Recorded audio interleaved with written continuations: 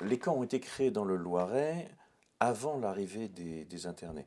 Ils ont été créés avant la guerre pour l'un d'entre eux et pendant la drôle de guerre pour l'autre.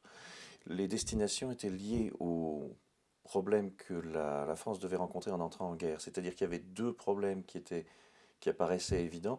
Le premier, c'est qu'on risquait d'avoir des prisonniers de guerre allemands.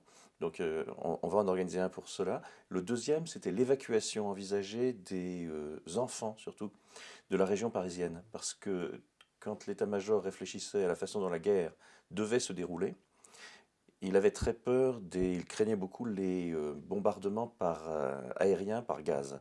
Et donc, on avait envisagé à la déclaration de la guerre d'évacuer notamment les enfants de la région parisienne. Et donc, pour cela, les deux camps préexistent à la défaite et à l'occupation par l'Allemagne. Ils sont là et ils sont très peu utilisés, en fait, pendant la drôle de guerre, parce que on a compris très vite que les Allemands n'allaient pas procéder à des bombardements aériens par gaz toxique. Et donc, ils vont servir assez peu à ce moment-là. La première utilisation massive, ça sera pour des prisonniers de guerre français, quand les Allemands vont donc envahir la France en mai-juin 40. Ces camps sont ensuite très vite évacués. C'est-à-dire que c'est un moment assez spectaculaire parce qu'il y a des milliers de prisonniers français qui vont s'entasser dans des conditions quelquefois difficiles. Les autorités locales vont aider pas mal à leur vie quotidienne, mais puis progressivement ils sont vidés, les gens partent alors par différents moyens, mais ils vont tous se retrouver en Allemagne, dans les stalags ou les oflags, et donc les camps sont libres dès la fin de l'hiver 40-41. Donc au printemps 41 ils sont disponibles, et les Allemands vont en fait les rétrocéder aux Français, les remettre à disposition de l'administration préfectorale.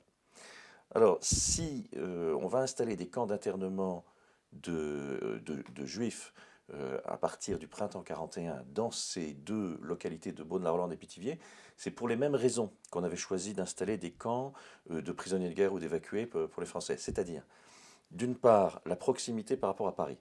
On est alors ça dépend de la vitesse des trains, mais on peut être à 1 heure, on est plutôt à l'époque à 2-3 heures de train de Paris sans difficulté. D'autre part, il y a des gares qui ne sont pas très loin. Celle de Pithiviers est même à 200-250 mètres de l'entrée du camp. Celle de Beaune est un petit peu plus loin et il faut rouvrir la gare de Beaune qui avait été fermée aux voyageurs, mais ça ne pose pas de difficulté.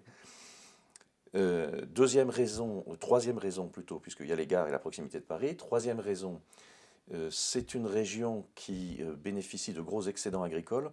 On avait l'habitude d'envoyer des trains entiers d'alimentation, enfin de céréales, de légumes depuis la région. En plus, c'est à la limite, Beaune, la Rolande et Pithiviers sont à la limite de la Beauce et du Gâtinais. Donc on a deux types d'approvisionnement agricole, ce qui, dans la perspective du ravitaillement, peut simplifier considérablement la possibilité de nourrir des milliers de personnes sur place.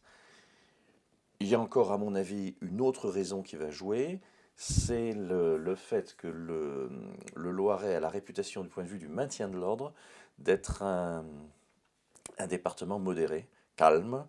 Le grand souci du maintien de l'ordre de beaucoup de gouvernements de la Troisième République, mais alors encore beaucoup plus de Vichy, c'est l'agitation communiste. Et Pithiviers et Beaune-la-Rolande sont sur ce plan-là particulièrement calmes. Le Loiret, globalement, est considéré comme sûr. Donc on a beaucoup de raisons, j'allais dire géographiques, qui font que ce choix va être facile.